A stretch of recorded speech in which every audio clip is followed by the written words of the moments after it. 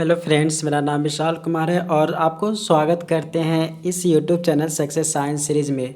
तो आंजनेय के बारे में हम पूरा अपलोड कर चुके हैं। मतलब आप प्लेलिस्ट से आराम से आप पढ़ लीजिएगा। तो देखिए, ये बात आज जानेंगे आंजनेय की कथा वस्तु। वैसे तो पूरा अपलोडेड है, तो आप प्लेलिस्ट से पढ़ लीजिएगा। आंजनेय में इतना सारा यानी कि 12 बातें हैं। उसके बाद अर्थ भाव वाला है, ये पूरा अपलोडेड है। राम राज्य वाला भी अपलोडेड है, तो वो देख लीजिएगा।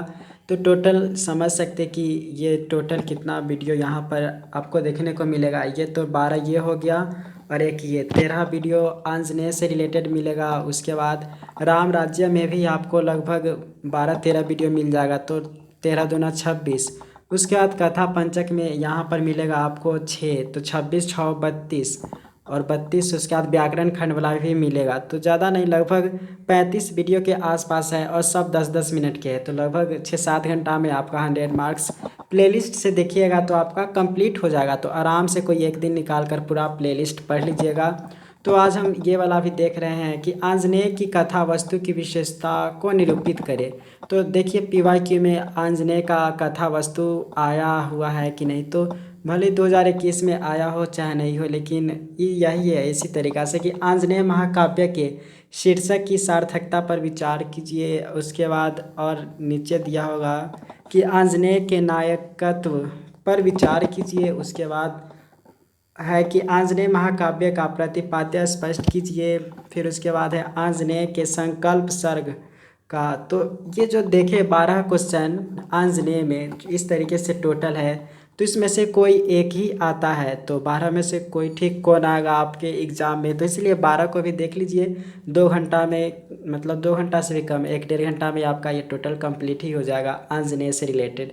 तो आंजनेय का सिंपल मतलब होता है अंजनी पुत्र। अंजनी हनुमान जी के मम्मी का नाम है। तो हनुमान जी से के बारे में पूरा बात इसमें लिखा हुआ है कि आंजनेय की कथा वस्तु, जो आंजनेय की कहानी है, उसकी क्या क्या विशेषता है उसी को बताना है। तो पहला यही क्वेश्चन है। तो उसकी विशेषता के बारे में जानेंगे। जो रचे है क्या है, एक आंजनेय क्या है, तो एक महाकाव्य है। मतलब महाकाव्य होता है जो धार्मिक कविता है, उसी से रिलेटेड एक महाकाव्य है जिसमें हनुमान जी के बारे में बताया हुआ है। और इसके लेखक डॉक्टर किशोर जी है, तो उन्हीं के द्वारा यह कविता रचा हुआ है। और उसमें क्या क्या विशेषता है तो वो देखेंगे। तो बहुत इजी है, आप ध्यान से सुनेंगे समझ में आ जाएगा। काव्यात्मक चरित्र नायकों की तरह इस निबंधात्मक महाकाव्य के चरित्र नायक के रूप में जो है जगत प्रसिद्ध राम भक्त श्री हनुमान को ही मुख्य नायक बनाया है। इसलिए इस ग्रंथ का भी नामकरण अन्य किसी शब्द में नहीं, अंजनी पुत्र आंजनेय के शब्द रूप में किया गया है। तो समझ ही गए कि आंजनेय के शब्द रूप में किया गया है। राम और हनुमान यहाँ दो ऐसे संकलित महान व्यक्तित्व है जिनकी आराधना में भक्त अपना तन मन धन लगा देता है। प्रश्न है, हनुमान को भजे तो भगवान राम को ही क्यों न भजे, जो हनुमान के भी वरेण्य रहे। यानी कि राम जी तो हनुमान से बड़े हैं, तो हम क्यों न राम जी को ही भजे, यानी कि भजन करें। और श्री राम को भजे तो क्या हनुमान की भी वंदना हो जाती। तो भगवान श्री राम के लिए पूर्व युगीन कथा काव्यों में ऐसी चर्चा प्रायः समस्त काव्यकारों ने की है कि जिन्हें राम प्रिय नहीं, उन्हें भक्तराज हनुमान भी अपना प्यार नहीं दे सकते। तो इसलिए अगर आप राम जी की पूजा करेंगे तो हनुमान जी खुद खुश हो जाएंगे, क्योंकि उनका जो मालिक है राम जी, तो राम जी की सेवा यानी कि हनुमान जी भी खुश हो जाएंगे। तो अपने कविता के माध्यम से यही अच्छे अच्छे बातों को बताए हुए हैं। तो श्री हनुमान प्रारंभ से ही बड़े चंचल और नटखट तो थे ही, बड़े प्रतिभावान भी थे।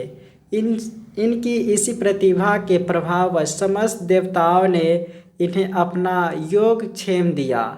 मतलब सभी कुछ न कुछ इनमें क्षमता दी। पूर्व दीक्षित पर सूरज का लाल चक्र उदित हुआ और यह हनुमान को बड़ा अच्छा लगा। उसे लेने के लिए उन्होंने इच्छा की और आकाश में संचरण करने लगे। नभचर तो ये थे ही, यानी कि आकाश में घूमने वाले तो थे ही। ये अद्भुत कर्म देख सभी देवगण सतर्क हो उन्हें देखने लगे। स्वयं सूर्य भी मोहित गए। पवन देव को अपने बेटे के लिए भय हुआ। हिमाचल से मलयगिरी की वायु लेकर वे स्वयं सुपुत्र के पास दौड़ आए कि कहीं बेटा जल न जाए। सूर्य ने अपनी तीक्ष्ण समेट ली और अग्रज सुवन अर्थात हनुमान को हृदय से लगा लिया। तो सूरज को तो पता नहीं था कि ये हमको निगलने आ रहा है, तो वे प्यार करने के चलते वे अपने को जितना भी तीक्ष्ण था उसमें बहुत ज़्यादा रोशनी रहती है, तो वो सबको समेट कर हनुमान को हृदय से लगा लिया।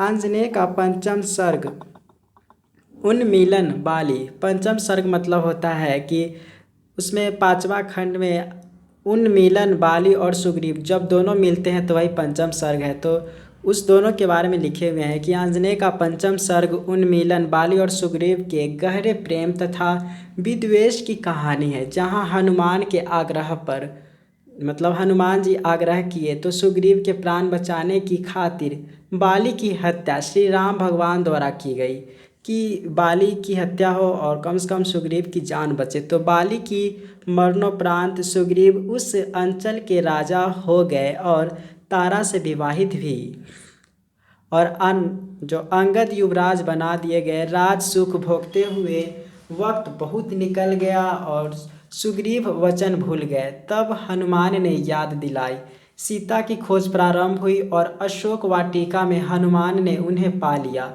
पहचान के लिए भगवान ने अपनी मुद्रिका उनके हाथ में दी थी। इस खोज में जटायु की मदद सबसे अधिक श्रेय की अधिकारिणी है। जटायु की मदद सबसे अधिक श्रेय की अधिकारिणी है। सुग्रीव की मर्यादा रह गई, उनका दिया हुआ वचन भी पूरा हो गया और श्री राम भगवान की भक्त की ओर से सेवा भी हो गई।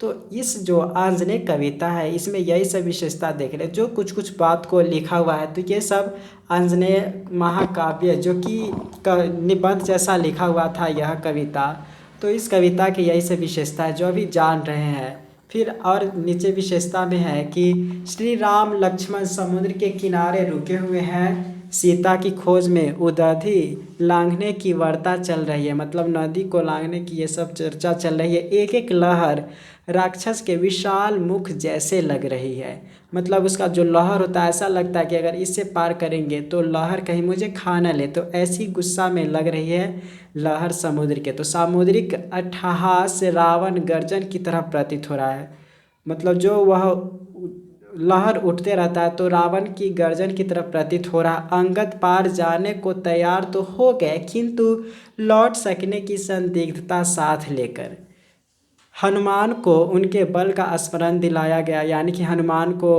हनुमान जी के पास बहुत सारा पावर है तो उनके याद दिलाया गया, जिसके कारण जामवंत ने हनुमान को ही यह काम सौंपा कि वे जाकर लंका से सीता का सुसमाचार लाए।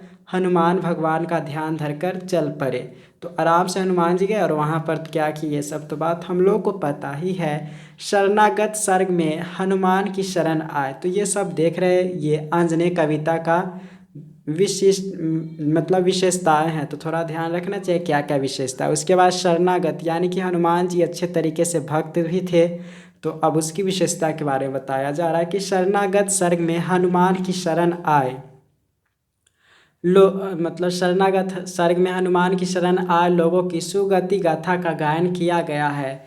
यह गायन भी श्री हनुमान की यशोगाथा ही है। काव्यकार का संकेतार्थ यही है कि हमें पवन सुत की शरण अविलंब स्वीकार करनी चाहिए, मतलब बिना देरी से स्वीकार करनी चाहिए। और पवन सुत यानी कि पवन सुत मतलब होता है हनुमान जी, पवन का पुत्र हनुमान जी की अविलंब स्वीकार करनी चाहिए उनकी शरण। इससे जीवन जहाँ में जैसा हम आए दिन देख रहे हैं कि छोटे भी बड़ों के सुकर्मों के अनुकरणात्मक प्रतीक बन जाते हैं। हनुमान भी वानर ही थे, लेकिन उनकी कीर्ति यह है कि वे समस्त राम कथा के ही संबल बन गए, यानी कि जितने भी सारे रचना रचे हैं उसमें कहीं न कहीं सभी में संभालने वाले हनुमान जी ही थे। जब जो भी उनकी शरण गया उसका जीवन सफल हो गया। समुद्र में पुल बांधा जा रहा है। अब ये शरणागत वाला तो बात विशेषता थी। उसके बाद का विशेषता ये है कि समुद्र में पुल बांधा जा रहा है। महावीर हनुमान राम का नाम लेकर बड़े बड़े पेड़ यानी कि समुद्र जो पुल बांधने की व्यवस्था की जा रही है, ये बड़े बड़े पेड़ उखाड़ कर पानी में तैरा देते हैं। बड़े बड़े पत्थर भी राम महिमा से तैरने लगते हैं। समर का यह सारा संभार एवं रचना विधान मात्र हनुमान के मस्तिष्क की उपज है। जो हो रहा है वहाँ पर वे हनुमान जी की मस्तिष्क की उपज है। यहाँ द्रष्टव्य है कि स्वयं महिमा पवन सुत ने दी है और जन्म जन्मांतरों तक के लिए दिलाई है। मनुष्य का स्वभाव है कि वह हृदय से संघर्ष नहीं चाहता। बुद्धि से युद्ध रोकने की चेष्टा में अंगद को पवन सुत ने ही लंका भिजवाया था। युद्ध जब नहीं रुक सका, मुक्ति संघर्ष ठन गया। मतलब युद्ध नहीं रुका तो मुक्ति संघर्ष हुआ। तो वही जब युद्ध नहीं रुक सका तो मुक्ति संघर्ष ठन गया। मुक्ति संघर्ष क्या होता है? जब मुक्ति संघर्ष में ये हुआ था रामायण में कि राम जी युद्ध नहीं करना चाहते थे रावण से, तो वे पहले अपना दूत को भेजवाए कि रावण समझ जाओ और सीता जी है उनको आप आराम से भेज दो। तो वो नहीं माना, तो वही मुक्ति संघर्ष ठन गया। दोनों में संघर्ष होने की लालसा हुई। इसी मुक्ति संघर्ष में लक्ष्मण को शक्तिवान लगा है। मतलब मेघनाद ने लक्ष्मण को बेहोश कर दिया वे अपने शक्तिवान से। तो श्री राम ने स्वयं स्वीकारा है कि यदि पवन सुत न होते तो लक्ष्मण वापस नहीं लाए जा सकते थे। जामवंत ने इस सत्य को और अधिक स्थायित्व दिया है कि जब तक महावीर है मतलब हनुमान जी है, विजय श्री हाथ से जा ही नहीं सकती। मतलब हमेशा हम ही लोग जीतेंगे। अंततः इस संघर्ष में राम की ही विजय हुई।